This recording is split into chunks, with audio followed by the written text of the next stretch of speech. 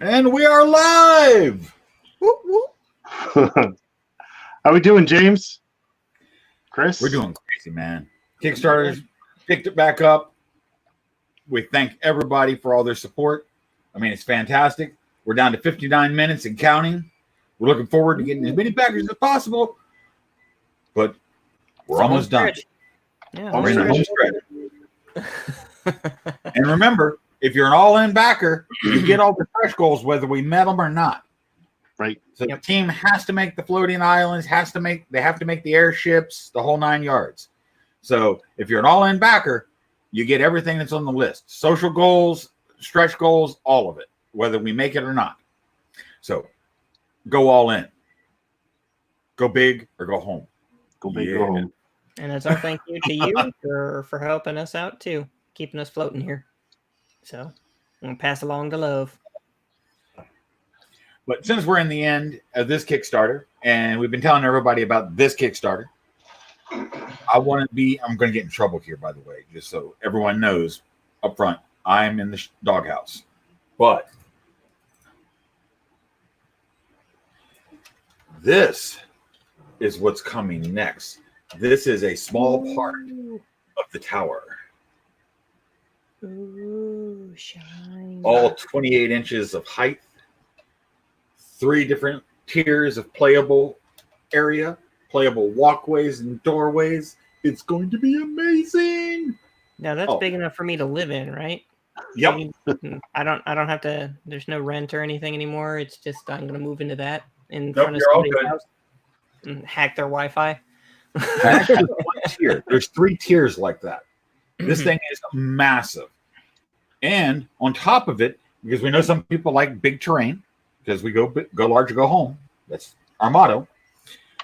It also has a catacomb set up underneath it. So there's a cavern dungeon system that this sits on top of that you can remove and play the dungeon or the caverns and work your way up to the tower to kill the necromancer. Because the Kickstarter is, which a lot of people already know, the Necromancer's Tower. Ooh. This Kickstarter will include miniatures. It'll include large terrain. It'll have an entire village, medieval vehicles. It's going to have it all. This will probably be one of the largest projects we've ever undertaken as far as terrain is concerned and miniatures, and we're excited. Yep. We brought some new members onto our team, and we're expanding out. So you'll be seeing some new faces on the streams, but they're really great guys, and they're as insane as we are. So it's all okay. Show them all your teeth. Show them all your teeth. Hide the fangs. No. Make sure those are prominent. Need to also emphasize the tusks. Emphasize the tusks. Yeah, this project, just the tower by itself, is going to easily fill up base-wise about 14 to 18 inches of ground cover. On top of the catacombs, you're looking at about a 2 foot by 2 foot structure. Now, part of the reason that we're... How much? What is the catacombs? 3 floors? Oh, do we really want to tell them that? Well, we'll say tentatively 2 floors. It could grow. We don't know. You're gonna have... But you're going to be 30 inches in the air. Right. So just so the community knows, part of the reason that we're developing this, and I'm also going to jump the gun just a little bit here, is that we were hoping that this year we were going to be attending several conventions, and this is one of those showpiece table displays and or environmental pieces that we really wanted to bring to the table, because the team and I are old school gamers, and there's some old school gaming stuff that just was written about that we just really wanted to see and experience, and it's just not it's not possible to make it in a microcosm. You really need to be willing to, like we said, go big or go home. And although we don't plan, we're currently holding our breath collectively about going to conventions this year. We still want to make stuff that when we do go to conventions, we run into our backers and our consumers and our patrons and our friends, that they're just going to be very impressed with the level and quality of the work that we're trying to put out for the community. Yep. And I can't wait to get my hands on it so I can paint it. And I can't wait to get it to a convention so I can run a game on it. Yeah. I see that would be fun too. Yeah. Once it's all painted, though. Once it's all painted. Once it's all painted. Then I might be scared to take it out. You know, I don't know. I have to have shipping crates for it and everything and have it packed in, you know, shadow foam because I'd be afraid of it getting damaged. Oh, wait until you get the box with all the stuff from this one. I'm looking forward to that. Everything in it, I think, is individually bubble wrapped. In other words, it's going to take me 2 hours to unbox all the terrain from the Kickstarter. Except for the urchins.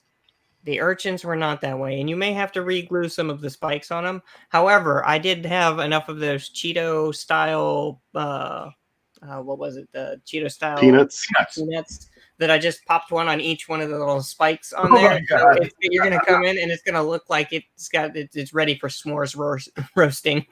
I gotta tell you, there was the last photos that came out from Chris's painting table and sort of was that a dining room table or a kitchen table or something? That is the table in the studio. Yeah. It was really wonderful to get out of the way.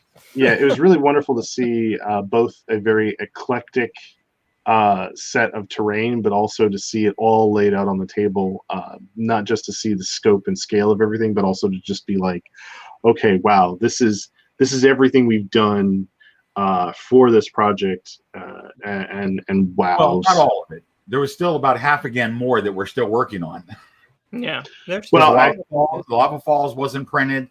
The towers, the floating islands, the way station, the ships. So there's a lot more included in this set of files than just what's on that table. Right. That just happened to be everything that I currently had on hand. So I was like, look at all this stuff. Click, click. I personally like where you shot the picture through the through the portal. So it's like you're walking through the portal into the room. I made that our Facebook banner. I saw that was pretty badass. Yeah. Yeah. I got to tell you, I wish we had a little bit of fog on the table. You know, looking through that would have been really wild. Yep, that project's going on. We're backing it. I need to get some like Fog Monster pins or whatever to do like the fog stuff with, because I know there's several ways that you can do that and build it into terrain. So I might have to get those and play with that. No, what were you gonna get now? I'm sorry. I've seen some conversions for vape pen where you fill it basically just with water and use it to generate the vapor, and the vapor just kind of rolls through like regular fog. Right. So without having to deal with dry ice or any of that other stuff. I'd like to see that. There's a couple of tutorials I ran across when I was looking up other things. I was like, ooh, that's cool. Somebody was doing like a full mod where they built an entire table to play on, and it was like a giant elven grove. I don't remember which channel it was on, but they did that, and they built into the base. They converted over one of those, and I've seen some people use it for cosplay. It seems to be the same thing to get a smoke effect on an item. I wonder what kind of fan or pump they have to put in it, because if I'm not mistaken, the vape pens require you to create a draft with your mouth if you're using them.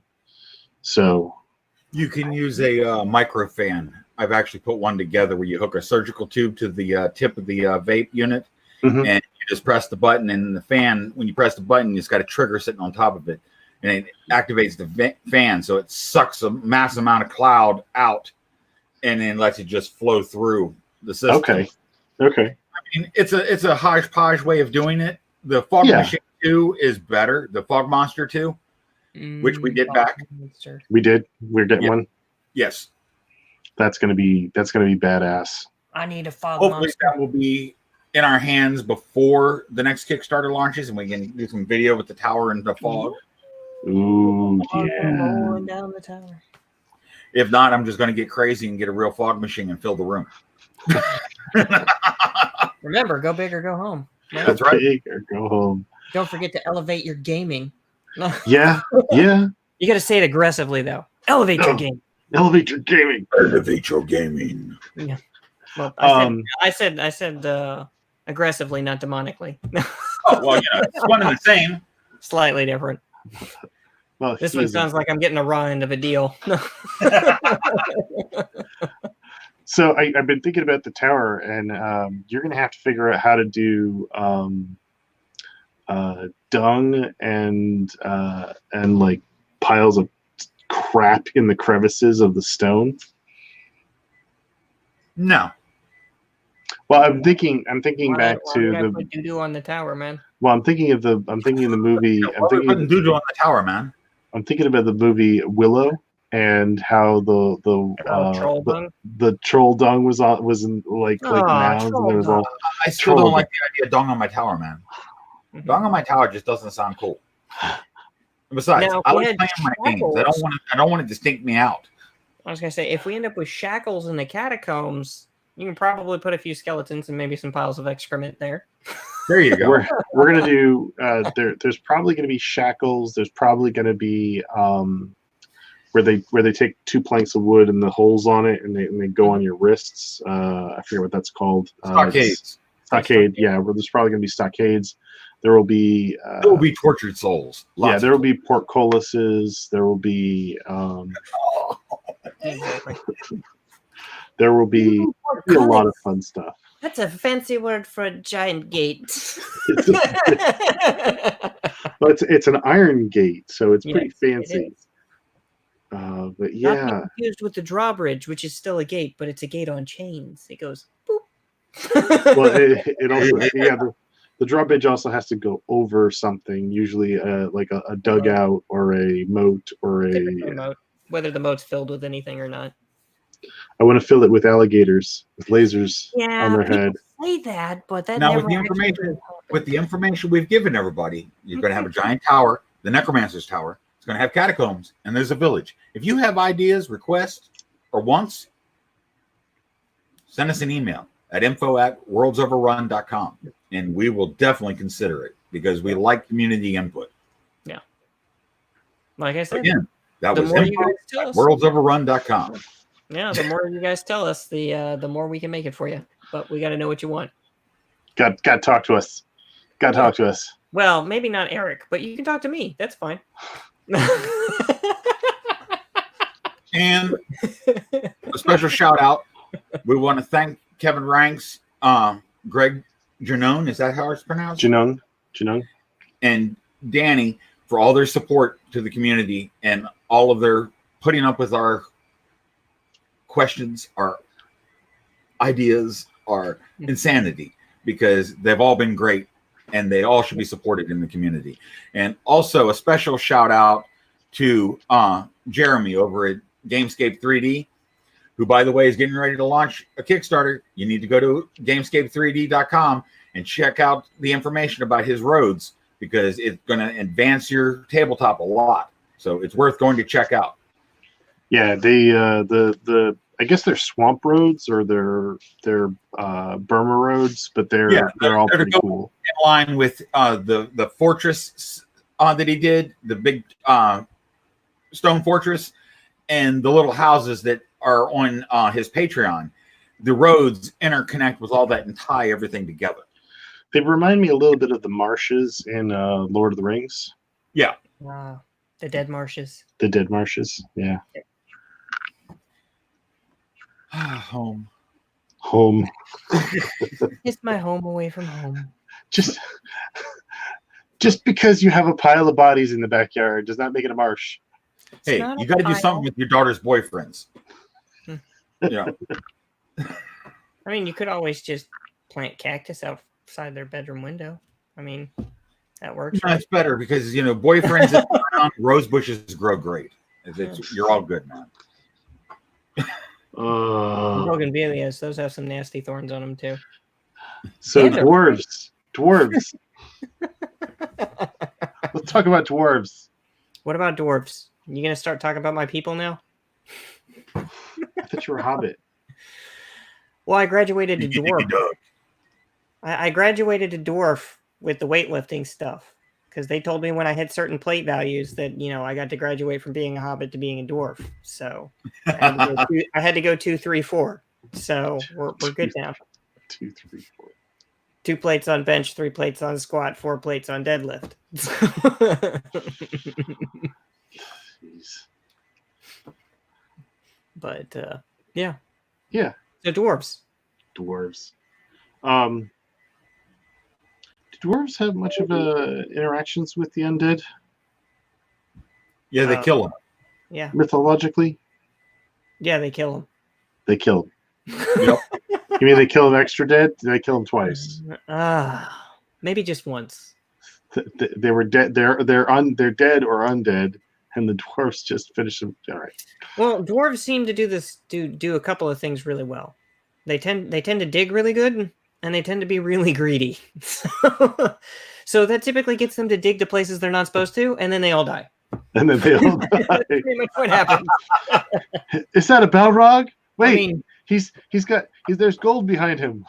I mean, you can look at the Lord of the Rings for examples of this. Go to Moria. I mean, they delve too deep and too greedily. And then you can also go to like the R.A. Salvatore novels that are the Legend of Drizzt, where they find the old abandoned dwarven city with the mithril halls, I think it is. A bunch of dead guys in there because, again, they strip mined it out basically, and then they all died. Seems to be a running thing with dwarves. They're typically short, stinky, large beards. I didn't know the dwarves were stinky, though. I'm sorry, if you spend that much time around a forge, you probably smell bad. Yep. And not because you're covered in soot and stuff, but because it's just hot. I'm just glad that you stink. You're covered in dirt and grime, and then you go the next day and add more layers. Yes. I'm just glad movies I like don't have smell-o-vision, because I didn't. I never got that idea. Give it time. Uh-oh. And I like cheese without the mold in it. Horror movie that can make the audience all puke on cue. Now that's art. I bet they could do it with Leatherface. A Leatherface movie? Nah. All the smell of blood and nastiness. Now you have to put stink grenades underneath all the seats. Yeah. Or just parade a goat through the area. You could ride the goat. I could. That would be very dwarven of you. I am a goat napper. Why is there a goat? Go there. Would you not want to know about those things? Why is there a saddle on? Why is there a saddle on this goat? Yeehaw! That's what I ride to work. We're just around the circle. We're just around the circle. Well, we have hit 77 backers now on the Kickstarter. Woo! Nice. And still climbing. Thank you, everyone.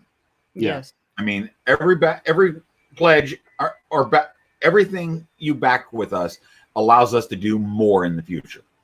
Yeah. And we really appreciate it, because for us, it's not a hobby. This is what we do. Yeah. We 3D print and we make terrain, and this is how we survive and live. And each one of these adds to our collection of stuff that we can that we have in our catalog. That's right. So that's not like after this Kickstarter, these things completely go away. It's just you guys get first crack when you come and back us. Yeah. Yep. Yep. Now there will be a late pledge on Backer Kit, but that'll be 2 weeks, after the Kickstarter when Backer Kit activates. Mm-hmm. But we will have it available, and there will be an a la carte menu in there with a bunch of assets and stuff that weren't part of the Kickstarter that you can add if you want them. Yep. But a lot of stuff. It is a lot of stuff. And if you're buying just for one item, hopefully that $20 is, or that $10 is worth it for you guys. I'm always of the opinion that, if I were a consumer, I would want to print just about everything. So I'm trying to design this stuff in a way that hopefully it goes with multiple games and multiple play styles. We're trying to accommodate everybody, but we're also trying to make things that really are both unique and challenging to play with, and challenging in the positive sense, not in the negative sense. What he's trying to say is he tries to kill me with these prints. There's Well, big. All Well, these printers behind me, they're crying because they want to break because of Eric. The rest of the team. that is the rest of the team. That is the rest of the team. Yep, right there. Each and every one of those printers is a valued member of this team. And they don't even have a 401k yet. Man, if I don't start treating them nicer, they're going to unionize. Man down. The robots have mobilized and unionized, and they are demanding more filaments and better hours. There you go. Better. I might have to join them. Well, I mean, they have edible filament, right? Dude, could you imagine? Could you imagine? Food replicator from Star Trek. Well, I was thinking about Slim Jim filament. Ugh. Whoa. Why would you do that? Those things are gross to begin with. James Like you wouldn't eats, even want to Lincoln log those into something. James eats them, so I thought that'd be funny. No, I don't want them coming out of my printers. Burnt Slim Jims would be nasty smelling. Besides, the full length Slim Jims are only meant for one thing: beating people. I can totally see you at a con. They leave horrible welts. I could see you at a con with a cat of 9 Slim Jims, just moving the crowd. Never tried that, but I have used one. You Get know out what of my you way! could Back. do? You know what you could do is you could take that cat of nine tails and you could take some 3D printed terrain bits like the urchin spikes and run those through there like a scourge. And then you could just run around and just take a chunk out with a Slim Jim. And then you just run in there and, you know. Worlds Overrun does not promote violence or the beating of people with our terrain. Or Slim Jims. Or Slim Jims. No, This is all parody. We're not advocating the beating of your friends and loved ones with Slim Jims. However, what you do in your free time is none of our concern. Right. Eric, get back to sculpting, or I'll beat you with a Slim Jim. Yeah, exactly. Crack the whip right behind him. Crack the Slim Jim. Yeah, crack a Slim Jim. Crack it to a Slim Jim. Ooh. Oh man. Yeah, I'd rather not. I'd rather not too. More party fouls. I was trying to check Facebook because I can't access it on my machine. Uh-huh. Yeah, you shouldn't do that. I don't even know what the hell that was. A commercial of some sort, I'm sure. Yeah. Ay, ay, ay. Probably trying to sell you blue pills or who knows anymore. Do you have this? You should ask your doctor about. How about we let the medical professionals do their thing? Yeah. Facebook marketers, I don't trust them. I'll trust my doctor. Is that a gnome underneath your microphone? Under whose? James has this red thing in the corner that looks like a gnome. Where? Look at your camera. Okay. And it's on this side. Right-hand side. It's on this side. That side, yeah. And in the camera, it's right underneath your microphone, and it looks like a gnome. This is my Haldane gnome. Yeah. My bearded Viking gnome. My wife made it for me. She custom makes these for football teams and basketball teams, and these are great fan items. We actually sell them at HaldaneCreations.com. Yeah. But yeah, Spirit Day. Spirit Day. I thought I was here for Spirit Day. I was like the mascot, right? These are the better gnomes. Those are cool gnomes. Oh, that's wicked. That is really cool. Those are all over my desk. That is badass. Ask him again. Hey, James, are those cast or printed? Those are cast. Those are cast? Yeah, these are all cast and signed. That's really cool. I like the paint. They did good. They all look nice and angry, too. Yes, they do. My boys. How I would The grumpy. My gnome Vikings. No Vikings. Dwarven Vikings. Dwarven Vikings. Not too far from the truth. They're all about the same. Pretty much. They're all about the same. That sounds rather racist to gnomes and dwarves everywhere. Yeah. Sorry, I can't tell them apart. They all look the same to me. How dare you? You know, since we went to Willow earlier, you're a dirty daikini. Oh, thanks. Thanks. That dragon in that movie, that double-headed dragon in that movie was freaking The one that was awesome. made out of a troll. Yes, the one that was made out of a troll. I think I like the brownies the best. The brownies were awesome too. I'm hoping that they make another one of those at some point. That would be really, really cool. Unless they went all the way back to the old school filming method, I wouldn't want to see it. Like, and nowadays they'd go way too heavy with the CG stuff, and it would just all look fake, and it lacks that extra level of realism that having all the handmade props gave. Well, stuff you know what's wild is the guy that did Thor Ragnarok, the director for Thor Ragnarok, is looking into making a series for Time Bandits. What's Time? Oh, that would be cool. That would be so cool. I love that movie. That movie is a great movie. Time Bandits is about a bunch of dwarves trying to fix time with a map that's got holes in it. It's kind of complicated, but it's very funny and very disturbing at the same time. It's like Politicians. Sorry, I didn't mean to go there. Yeah. I don't think the dwarves would appreciate being equated to idiot children. No, I don't think they would.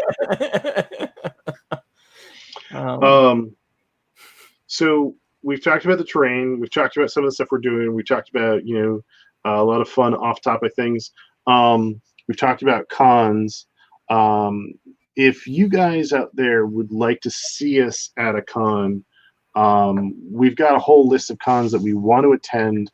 Are there anybody out there on our mailing lists or anybody in the community who would like to have Worlds Overrun and Holding Creations at a specific con that's local to you? And I'm kind of curious to hear back from you guys about this. 3 of the cons that we're looking at are one is in Texas, there's one in Chicago, there's one in California, and I believe there's one in Atlanta that we're all looking at. By the way, not to completely go off the rail from what I'm talking about, the photograph here is the photograph of the table that we were talking about earlier, where Chris had photographed through the Grove portal at terrain that was painted for this Kickstarter. So we can see the shrubberies and the burnt trees. We can see the pillars and the waypoints, the skull carved waypoints. This is the full table. It's a lot of fun. There's a lot of great stuff on there, a lot of great things to look at. Yeah. And this is in his personal shop. 2 of the portals were given away to backers. Yes. Have those been shipped out yet, or no? No. They I'm are talking on, Kickstarter's done and closes. Yeah, I was gonna say they're currently in transit now to James. Right. So, by the time all this closes and everything's set up, he should have those back in hand to go out to the lucky winners. We got you can see them in there. Scary. I love the urchins. They were such a neat idea. They were very difficult to pack to ship though. Bye, Eric. Hi. Oh, Eric. I'm sure. Oh yeah. Well, once you've got all the spikes on it, it's really difficult to try to finagle it into anywhere where you can get it positioned and it's not going to get crushed or mushed or moved around enough that that you're worried about it. And I still think that we're probably going to have to re-glue a couple of them when they get back to you. Like just the spikes on it. Like it's probably in transit of shipping. It's probably going to get jostled and a couple of them pop off. But fortunately, don't throw away any of the peanuts that are in there. It might be something wrong. That looks really cool. Can you go back to that? I didn't expect this to come out nearly as cool as it did. Can you go back to the destroyed portal? Which one? He had a top-down view of the destroyed portal. There we go. Yeah, that right there. Yeah, that came out so nice. Yeah, I think that one was one of my more, like, I'd say like the top 5 paint jobs out of all the things that were on here, and that of course was one of the ones that went out. I could see putting that on a tan playmat and using that as a dune, a rise, and having characters move around it for high cover or ground cover. I was going to say there's plenty of ground cover there for Warhammer. Yeah. Oh yeah, that's elevated. That centerpiece is elevated up about a whole character's height in there at least.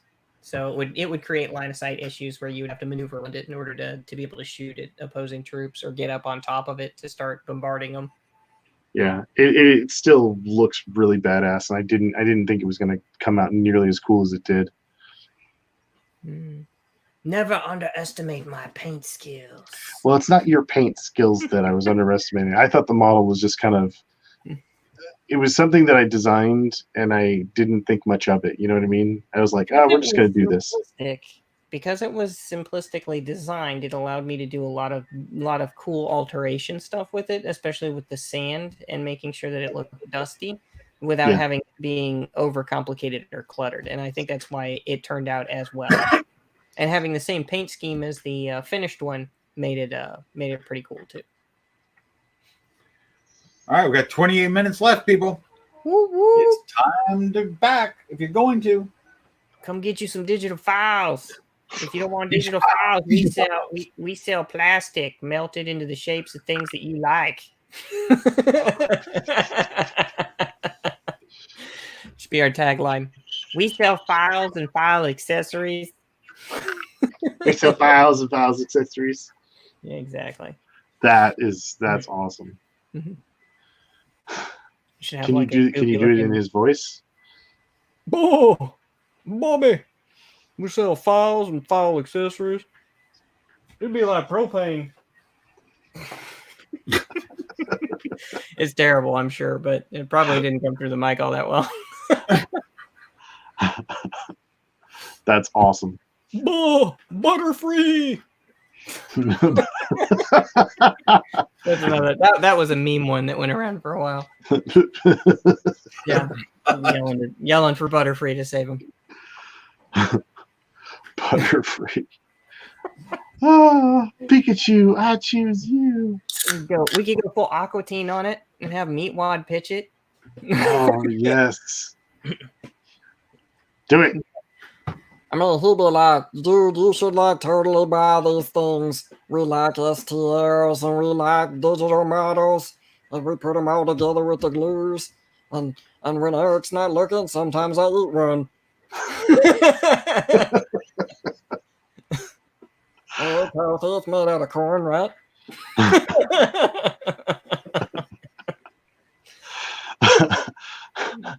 But oh, jeez. Any of those nasally voices, they're all about the same. Meatwad, what is it? Gollum. Gollum. What was it? Gurgi from Black Cauldron. They're all. It's all about the same voice. There's just varying degrees of like intellect going on here. Meatwad's obviously being at the bottom of the totem pole. But he's a little bit smarter, but he still talks weird. And Gollum is way off in the corner talking to himself. Oh, he's like intelligence tangent. It's like over here or adjacent. Yeah, intelligence adjacent. Intelligence adjacent. Oh, why are they always so dumb?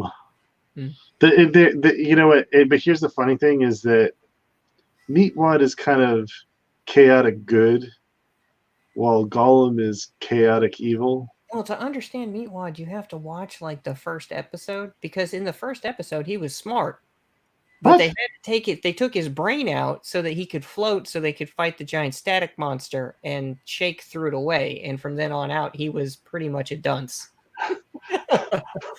I mean, at that point, now I understand what's wrong with you intellectually. Yeah, somebody just threw it out. They were going to give it back to him. Yeah. We took his brain out. Now all he can do what now? And you hear him in the background. Do what now? I said, do what now? Yeah.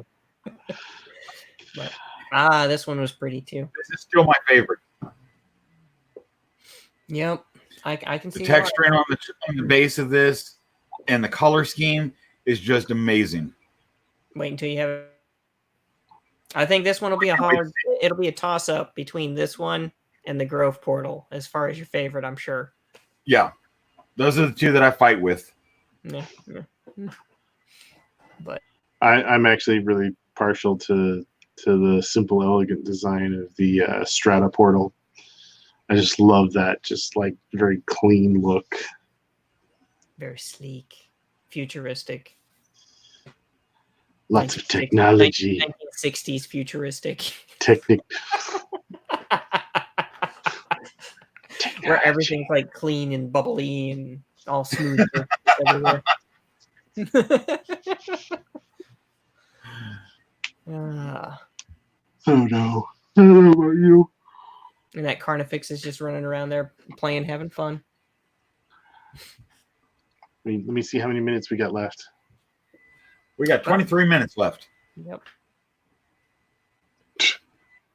Mine just 20. Mine just jumped up to 24. I refreshed the page and went 24. Now it's back to 23. I was like, what the? Hey, don't pick on Kickstarter. Their algorithm's working fine.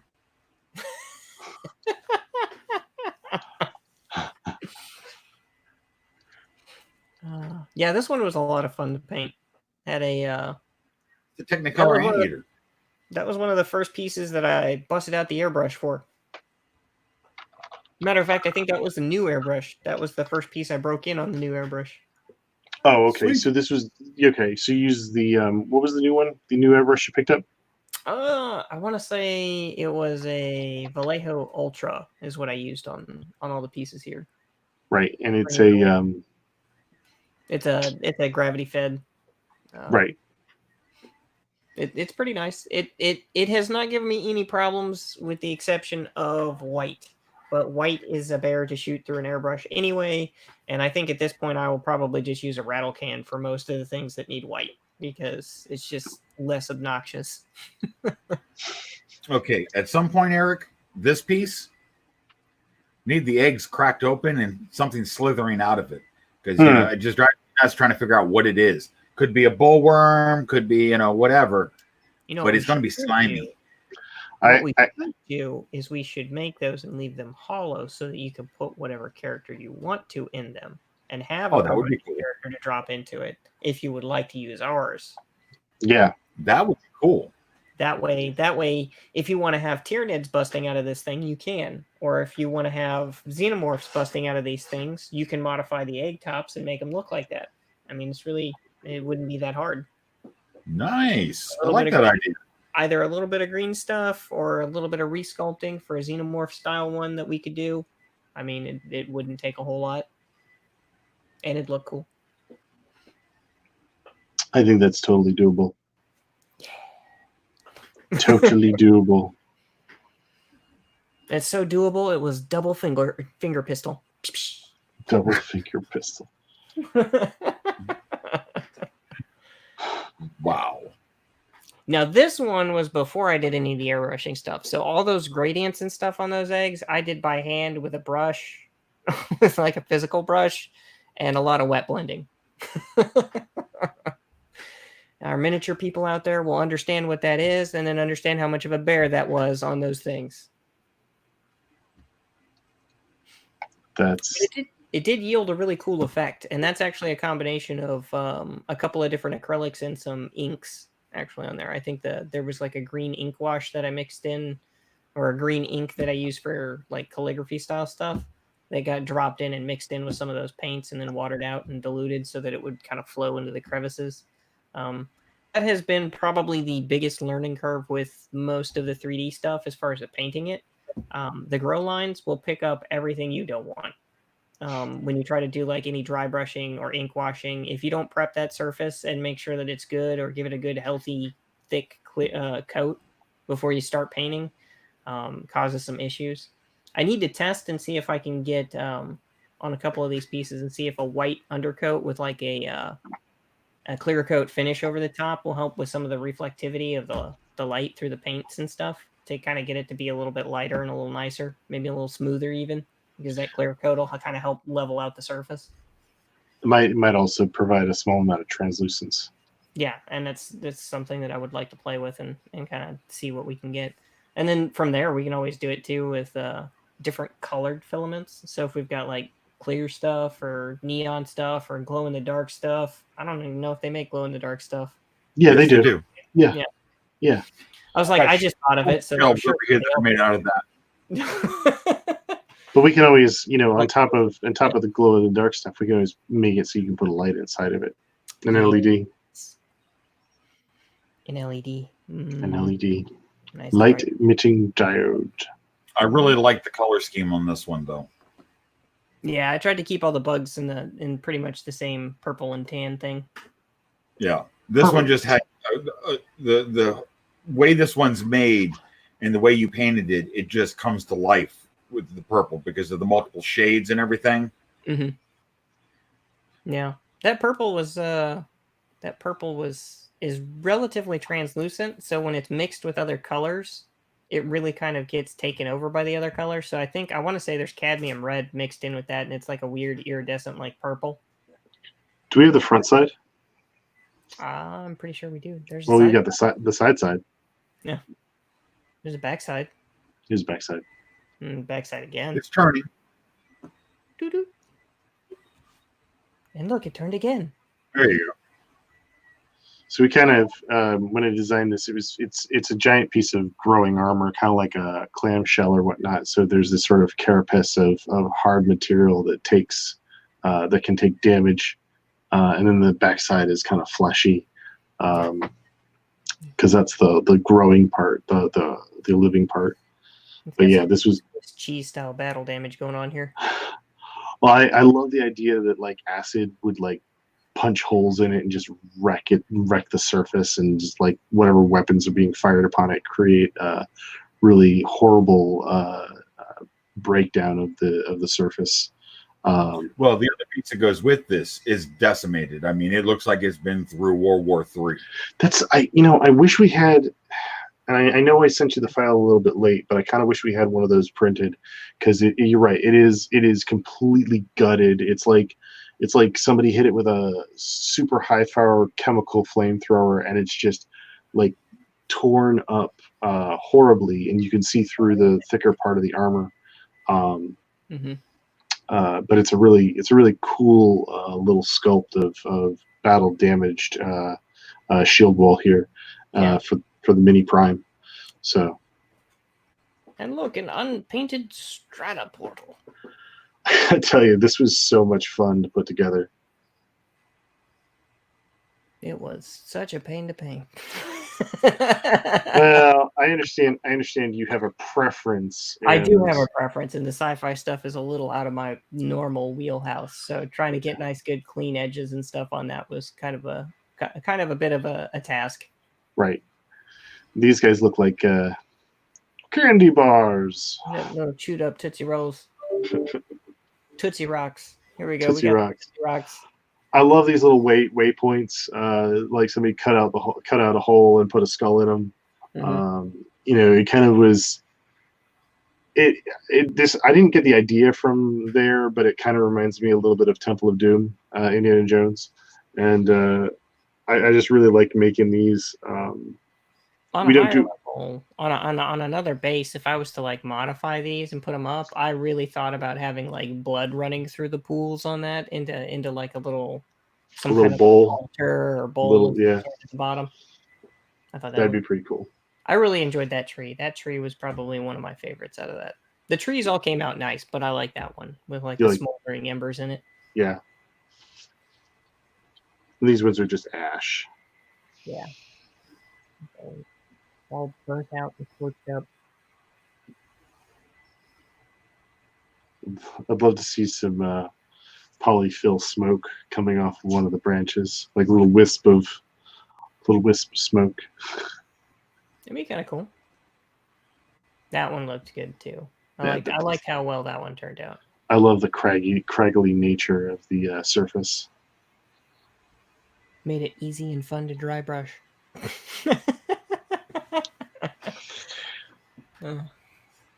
But these were all smaller than the a lot of the other pieces, as far as like the paint surface, like with all the extra stuff that needed to be done to them.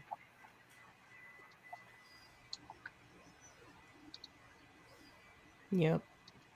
Look at them pretty burnt out trees. So you didn't have to do anything. You just painted these then. These are just These I just painted. This was before I had picked up the rest of the other modification stuff. Did you do any sanding on these at all, or were these right to primer and paint? I want to say I probably took at least a little bit of a sanding pad to just about every piece that came through my hands, because there was either some kind of seam or some kind of edge or something somewhere on it that I assumed was going to catch and be a problem. Okay. That's just a precaution. Every time I'm going to paint something, I do the same thing with models off of a sprue. You just, once you take them out, you just make sure that all the pieces are clean before you're good to go. Right.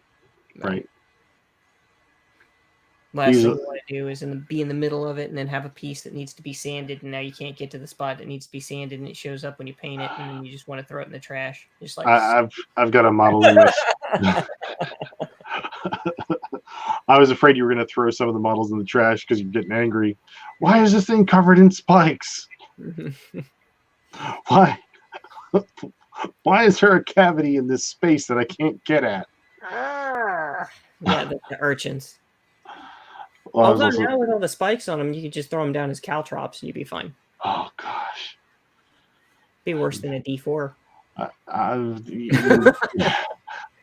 Honestly, I was thinking to myself, might be on the same level as a pile of Legos thrown on the floor, but I don't know. I don't think we're on that level yet. That's pretty bad.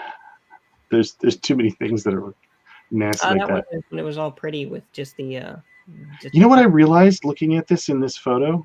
How cool would this be to add ice, make it icicles and snow instead of desert? You could. I think this was one of the ones we also talked about where I was like, you could do it all up in a blue and teal and turquoise with maybe some light purple tones and make it all spectral. Oh, like you yeah. went through the portal, but it took you to the ghost realm, not to another spot. Yeah. Yeah, like a mirror realm or a ghost realm. Exactly. Yeah, absolutely. Yeah. I was just looking at it because it reminded me of just about every Ice World photo that I've seen, whereas you've got this ring and I could just see icicles hanging down in the portal hole. I would have to make icicles, but we could do that. I'm sure there's a tutorial somewhere. There's some sculpting. Sure if I made a mold, I could probably pour some of that water stuff in there. Yeah, and pop out some little icicles. There's a couple of different ways of making them. I thought that there was like a clear sculpting resin. I don't know. I have no idea. There most likely is. There most likely is. And I'm sure you can probably cut some stuff into it too. As far as like colors, you just have to be real careful about how much, because it might prevent it from curing properly. Right. Which, fortunately for all the stuff I did, the inks seem to work really well with the translucent. Yeah. Any of that stuff as far as doing it. The only thing that I did notice is that it settled.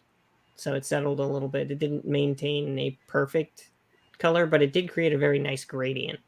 So I think that if you put a little bit of that, like you said, into a cone and you were able to rotate it a little bit while it was curing, then the settling wouldn't be as prevalent. Yeah. A little bit like a rotocast. Mm-hmm. Print on demand. Print on demand. Yeah. Look at these little balls. Does everybody love print on demand? They should love print on demand. Mm-hmm. They should demand their prints on demand. Why are you printing on demand? Smack. Mm-hmm.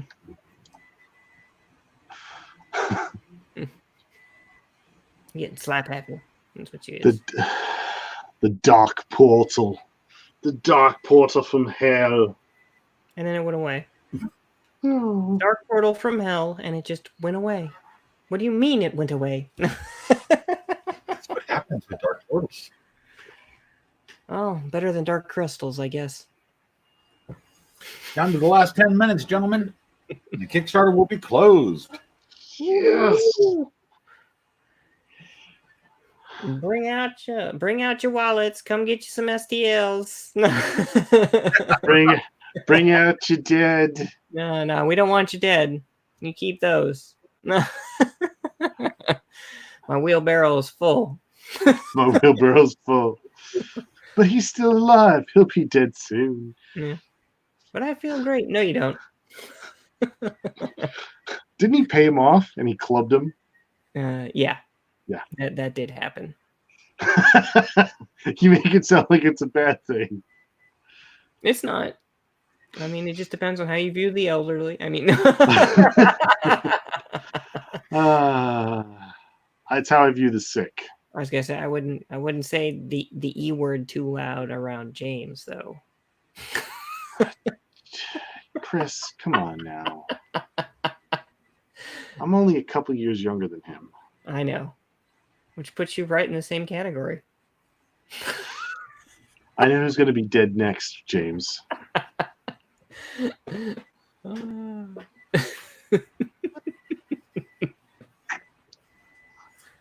going to take your little hobbit feet. We're going to take your little hobbit feet and put them on spikes out in front of the fence to discourage other little hobbits from coming around. Wow. But yeah, looks like we got about 8 minutes left on this. Yep. I think we've got 8 minutes left. And the Kickstarter will have closed. And everything will be awesome. With 77 backers. 77 backers. Can we make it 78? If we're Hell, at I make you two more assets to go with the set for everybody if I got to 80. I could swing that. we can make that happen. We can make that happen. Yeah. So much stuff. So many Wait things. till the next one. I know. The next one's going to be much, much bigger. Massive. So as soon as you guys get these files, get to printing now, because you're going to want to print what comes out later. And you're going to need all those open available beds. You may need help printing. Grab a friend. Grab a friend's printer. Grab all your friends. Use all their printers. Print all this stuff. Print all this. Print all this stuff. Like me and buy lots of printers. You could. Yeah. Or you could be like me and just break in and use your printers and then disappear again. No, this is true. The wife says I've got a disease. It's not hoarding, is it? Printing is a disease. She said it was bad enough when it was just 2 printers, and then it went to 4 printers, and then it went to 8 printers, and then it went to 12 printers, and then 16, and now we're over 32 plus. So, yeah, she thinks I need therapy. No, you just need more printers. No, more printers. More printers. More printers. More printers.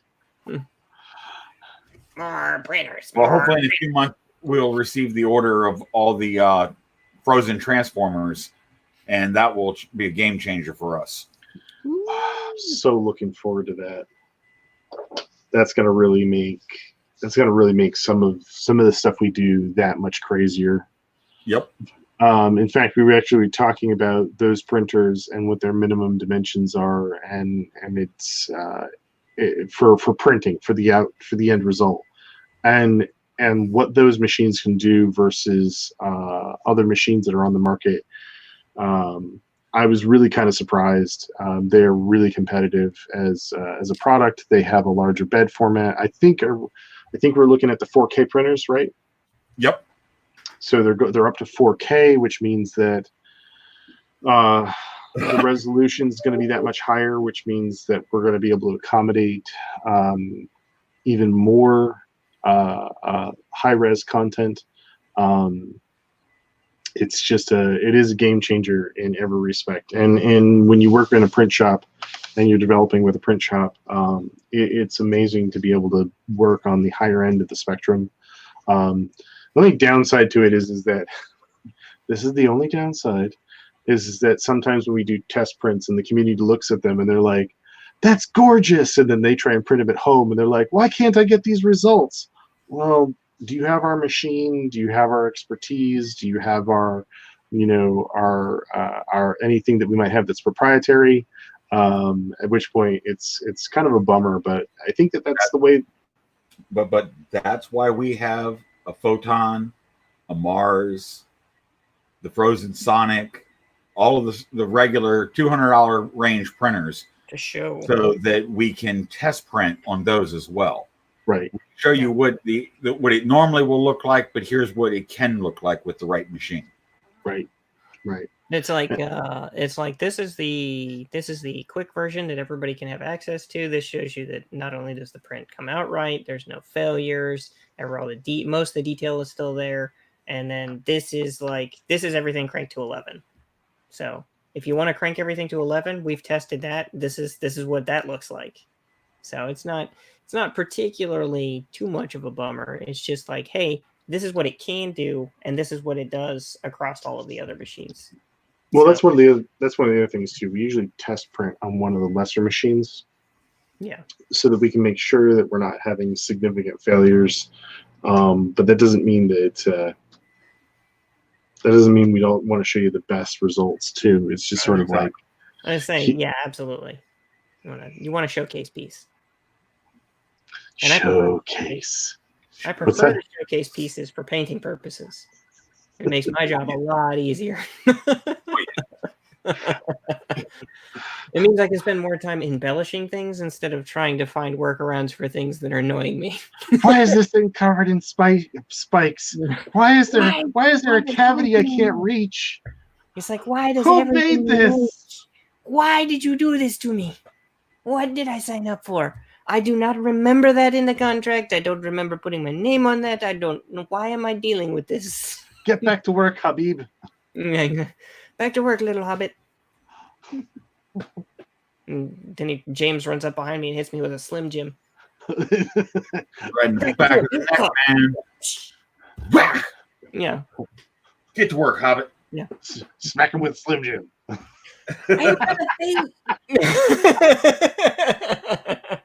Hit the vital spots. Aim for the feet. Aim for the feet. But I once was an adventurer like you. Yeah. I once was an adventurer like you, but I died to the knee. And now all I can do is tell you stories. 2 minutes. Days of old, knights were bold, and kinsmen stories were told.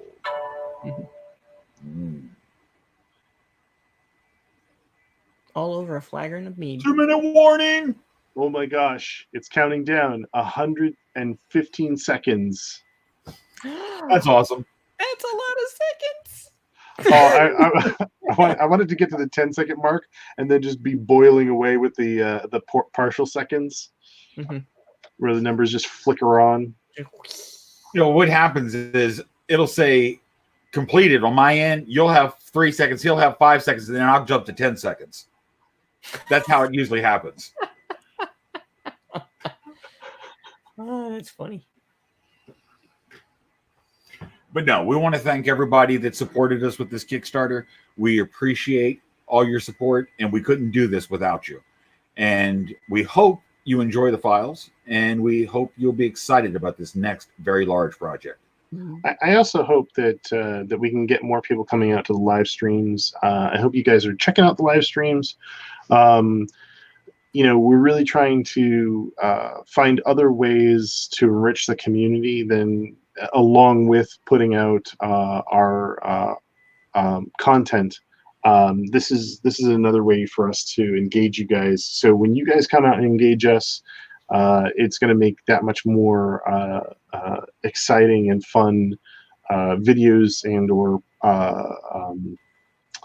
engagement to be a part of. So yeah. So basically, tell your friends, tell all your friends, have your friends tell their friends, and have everybody come check us out. Hide your kids, hide your wife. That's what he's saying. No, don't hide them. Bring them out. Bring them out. Otherwise, I'm stuck here talking with just Eric and James. These two. And I like knuckleheads. these guys, but I want to talk to you. Okay, guys, I've got 5, 4, 3, 2, 1. It's done. Kickstarter has completed. We have Thank you, 77. Wow. 77 backers, guys. Yep. This is a huge project for us.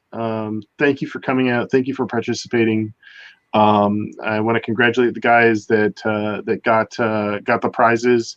If you're interested in that kind of stuff, please follow us on Facebook. Please engage with us on Twitter and Instagram. I think we have Instagram, right? Yep. I'm pretty sure we are. Otherwise, I don't know who's I think posting on it. social media we have it. If you use social media, if you use the internet, we're there. If you or one of your loved ones uses the internet, you've probably seen one of our ads. If you play games, we're there. Yeah. Oh, All right, everyone. We're going to get to work on the next one, and we'll have some sneak peeks coming up in the next few weeks, and we'll keep you posted. So remember to check out our Facebook page at Worlds Overrun and join our group at Worlds Overrun Group. Yeah, makes a whole lot of sense, doesn't it? Follow, join, be cool, and elevate. Share, participate. Yeah. Leave us comments. Ask us questions. Talk to us, please. Send us gifts. If they don't talk to You me, don't get no gifts. leave me in the box.